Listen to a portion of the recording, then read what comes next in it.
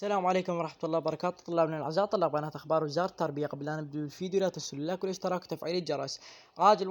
الآن آخر الأخبار. وزارة التربية تعلن نتائج الامتحانات الوزارية طلبة السادس الإعدادي بفروعه كافة الدور الثاني العام الدراسي 2023-2024.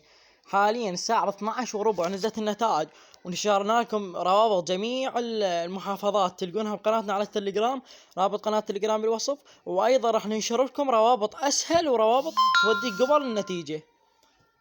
طبعا هاي النتائج موجودة على قناة التليجرام: أربيل والأنبار والبصرة والديوانية والسليمانية والمثنى والنجف الأشرف وبابل وبغداد الرصافة الأولى وبغداد الرصافة الثالثة بغداد الرصافة الثانية بغداد الكرخ الأولى بغداد الكرخ الثالثة بغداد الكرخ الثانية تهوق ديالى ذي قار صلاح الدين كربلاء المقدسة مدارس خارج العراق وميسان ونينوى وواسط.